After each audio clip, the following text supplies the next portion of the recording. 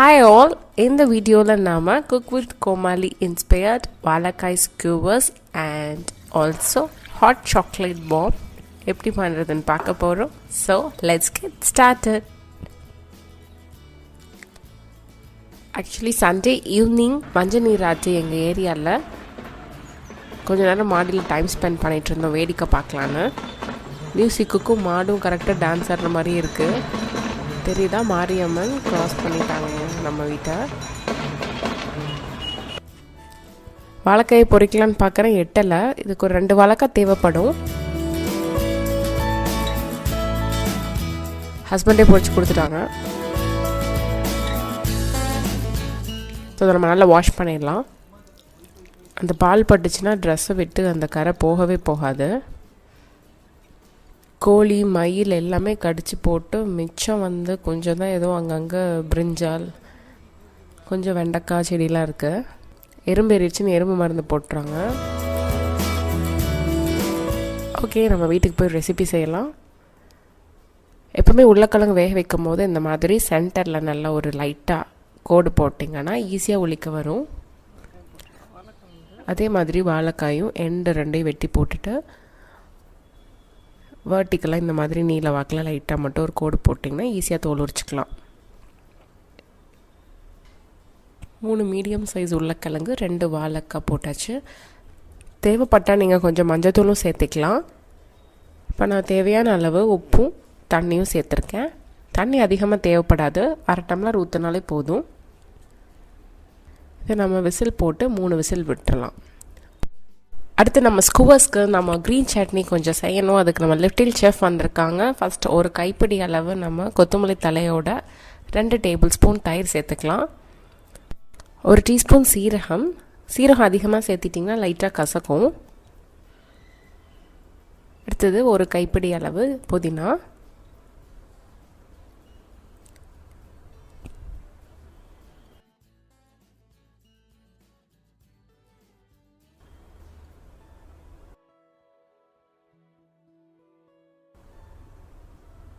அரை மூடி லெமன், அது கூட தேவையான அளவு உப்பு,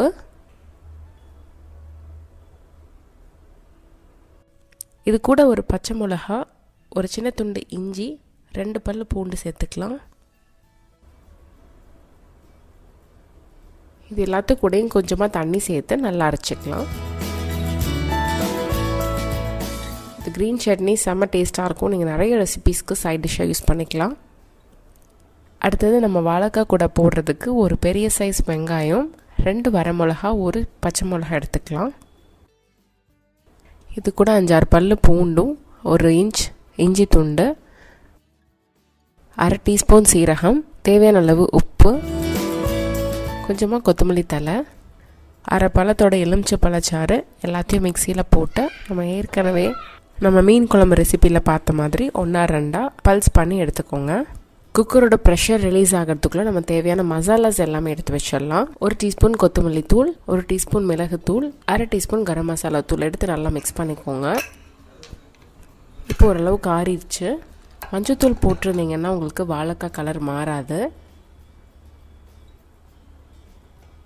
தோல் எல்லாத்தையும் உளிச்சு எடுத்துடலாம்.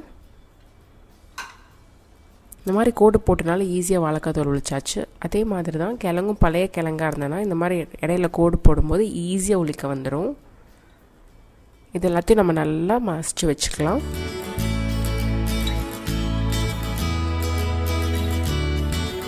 இது கூட 2 டேபிள் ஸ்பூன் அரிசி மாவு இல்லைன்னா சோள மாவு சேர்த்துக்கோங்க. அடுத்து நம்ம கலந்து வச்ச மசாலாஸ் எல்லாத்தையும் ஆட் பண்ணிடுங்க. மிக்சியில் நம்ம 1-2 அரைச்சி வச்சுருக்க பச்சை மிளகா, வெங்காயம் எல்லாத்தையும் சேர்த்து நம்ம நல்லா பசிச்சுக்கணும். ஸ்கூவர்ஸ் வுட்டில் எல்லாத்துலேயுமே கிடைக்கிது. நான் மைஹோதி எடுத்திருக்கேன். மைஹோதி பணியாரம் திருப்புறது அது எல்லாத்தையும் எடுத்திருக்கேன். ஸோ அது மேலே இந்த மாதிரி அதே ஷேப்பில் நம்ம கொஞ்சம் ஃபோல்ட் பண்ணி எடுத்துக்கலாம்.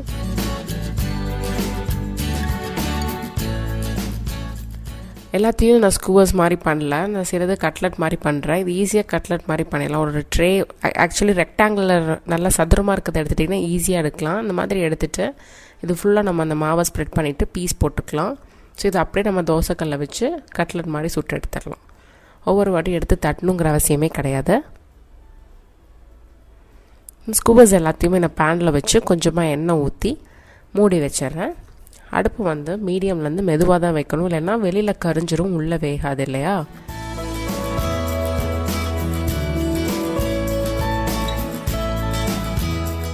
கரெக்டாக 2 minutes கழித்து நம்ம திருப்பி போட்டுடலாம். மீன்வாயில் இன்னொரு தோசைக்கல்ல நான் இந்த மாதிரி ஸ்கொயராக பண்ணதும் போட்டு வச்சிட்டேன்.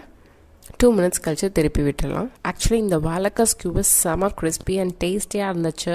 நீங்கள் கண்டிப்பாக ஒரு வாட்டி ட்ரை பண்ணுங்கள். வாழைக்காய் போட்ட மாதிரியே இதில் தெரில. அரிசி மாவு பொட்டேட்டோ எல்லாம் இருக்கிறனால செம கிறிஸ்பியாக இருந்துச்சு. நெக்ஸ்ட் நம்ம ஹாட் சாக்லேட் பாம் பண்ணுறதுக்கு ஏற்கனவே நான் கேக் ரெசிபிஸில் சொன்ன மாதிரி டார்க் கம்பவுண்ட் சாக்லேட் எடுத்திருக்கேன்.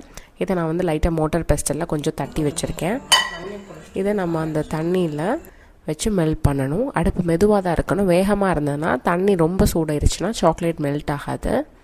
ஸோ அடுத்தது மெல்ட் ஆகிறதுக்குள்ளேயே நம்ம சில மோல்ட் ரெடி பண்ணணும். நீங்கள் டேரெக்டாக லெமன் இல்லைன்னா இந்த மாதிரி முட்டை எடுத்து அது மேலே இந்த மாதிரி குட்டி குட்டியாக அலுமினியம் ஃபாயில் ஷீட்டை கட் பண்ணி வச்சுருக்கேன். அதை நம்ம இது மேலே ஷேப் பண்ணிக்கலாம். நல்லா மெல்ட் ஆனதுக்கப்புறம் நம்ம எடுத்து இதே மாதிரி எல்லாமே ஸ்ப்ரெட் பண்ணிக்கலாம். கொஞ்சமாக திக்காக போட்டிங்கன்னா நம்ம 2 லேயர் போட வேண்டியது கிடையாது. இது அப்படின்னு ஒரு ஸ்டாண்டில் வச்சிட்றேன். இன்னொரு மெத்தட் பார்த்திங்கன்னா இந்த மாதிரி செய்யலாம். ஃபர்ஸ்ட் அதே முட்டை ஷேப்புக்கு நம்ம அலுமினியம் ஃபாயிலை நல்லா சுற்றி எடுத்துகிட்டு மேலே இருக்க எக்ஸஸ் எல்லாமே கட் பண்ணிவிட்டு உள்ளே நம்ம மெல்ட் ஆன சாக்லேட்டை வந்து அப்ளை பண்ண போகிறோம். எல்லா சைடும் ஈக்குவலாக இருக்க மாதிரி இந்த 2ல் எந்த மெத்தட் வேணுனாலும் நீங்கள் இந்த மாதிரி பாம்ஸ் எல்லாம் பண்ணி வச்சிடலாம். ஸோ ஃப்ரீசரில் வைக்கக்கூடாது. ஃப்ரிட்ஜில் ஒரு 10 நிமிஷம் கழித்து எடுக்கும்போது நமக்கு அந்த ஷேப் அப்படியே ரீட்டைன் ஆகும். அலுமினியம் ஃபாயிலை மட்டும் ரிமூவ் பண்ணிடுங்க. இந்த மாதிரி ஸ்லோவாக எடுத்துடலாம்.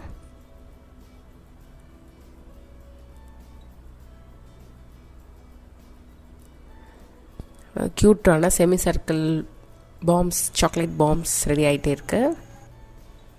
இது 2ஐயும் நம்ம ஒன்றா சீல் பண்ணணும்.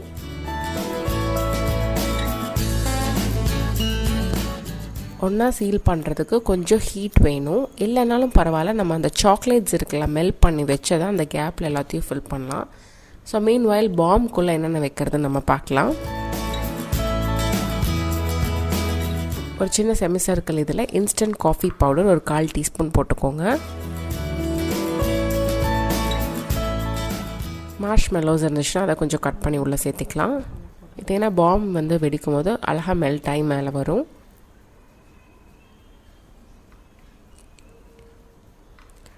அடுத்தது 1 டேபிள் ஸ்பூன் கொக்கோ பவுடர். நான் கேட்பரி பிராண்டோட எடுத்திருக்கேன். Hot chocolate powder, instant powder தான், அதே தான் நான் போட்டிருக்கேன். அடுத்தது கொஞ்சம் தேவையான அளவு சுகர். எல்லாத்தையும் போட்டு இன்னொரு பாம் வச்சு நம்ம க்ளோஸ் பண்ணிடலாம். ஏற்கனவே நான் சொன்ன மாதிரி நம்ம அந்த கேப்ஸை மெல்ட் ஆன சாக்லேட் வச்சு அப்ளை பண்ணி ஃபில் பண்ணணும்.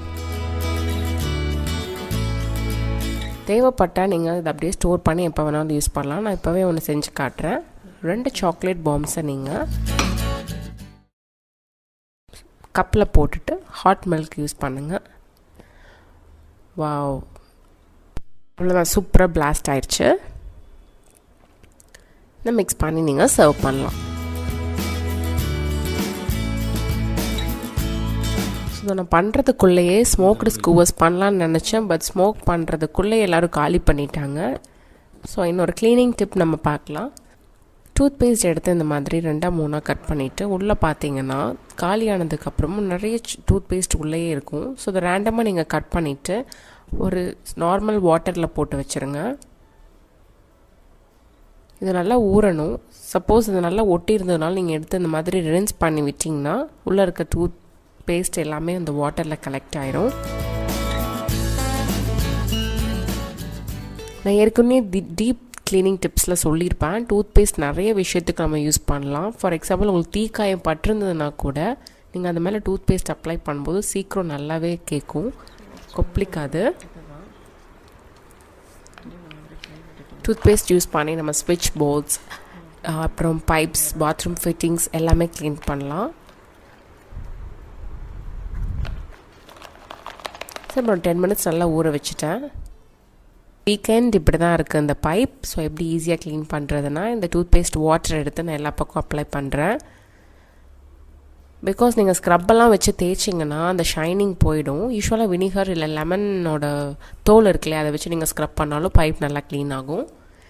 நாம் பாத்ரூம் க்ளீனிங் டிப்ஸ் வீடியோவில் நம்ம இன்னும் எக்ஸ்க்ளூசிவாக அதை பற்றி பார்க்கலாம். அவ்வளோதான், எவ்வளோ இன்ஸ்டண்ட்டாக ஷைனிங் வந்துடுச்சு. ஸ்விட்ச் போர்ட்ஸும் நான் க்ளீன் பண்ணி முடிச்சிட்டேன். இந்த வாட்டர் யூஸ் பண்ணி நீங்கள் நெயில்ஸ் நல்லா வாஷ் பண்ணலாம். எக்ஸ்க்ளூசிவாக காலில் இருக்க வெடுப்போட அழுக்கு எல்லாமே நீட்டாக க்ளீன் ஆகிடும். ட்ரை பண்ணி பாருங்கள். See you. Good night everyone. Bye bye. என்ன செய்யலாம் சொல்லுங்க. என்ன பொரிக்கலாம்? என்ன பொரிக்கலாம்? சவுண்டா? என்ன பொரிக்கலாம்னு சொல்லுங்க. வாழைக்காயா?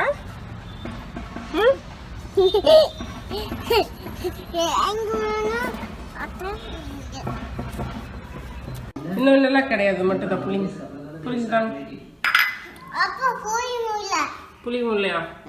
என்ன போடலாம்? ஜாரில் என்ன போடலாம்? மொட்டா என்னது? கொத்தமல்லி தலையா? போட்டுட்டீங்களா? அடுத்தது தயிர் ஊற்றிடுங்களா? அடுத்தது சீரகம். நெக்ஸ்ட்டு புதினாவா? உள்ள அமுக்கி விடுங்க. போதும். சரி, இதெல்லாம் வேண்டாம். போதும். இதெல்லாம் இங்கே போட்டு. போதும். அடுத்தது போதும். ஜூஸா? அடுத்தது உப்பு போட்டிங்களா? ஓகே. அது என்னன்னு காட்டுங்க. என்னது இது? பூண்டு, இஞ்சி 2 இதுவா? ஓகே, கூட்டிட்டு போங்க. தண்ணி ஊற்றி அரைக்கணும்.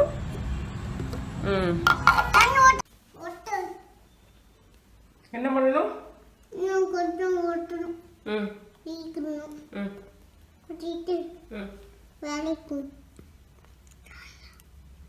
போது அப்படின்னா தீந்து போயிடும்.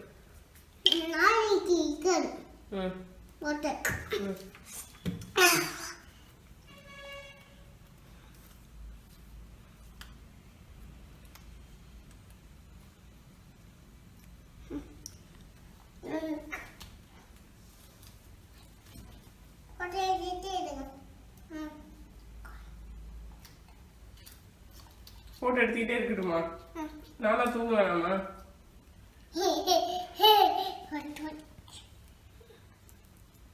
நல்லா உட்காரு.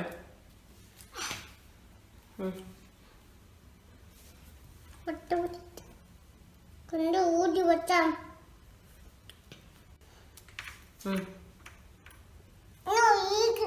நீ ஒட்டுங்க. நாங்க தூங்க போறோம். Good night.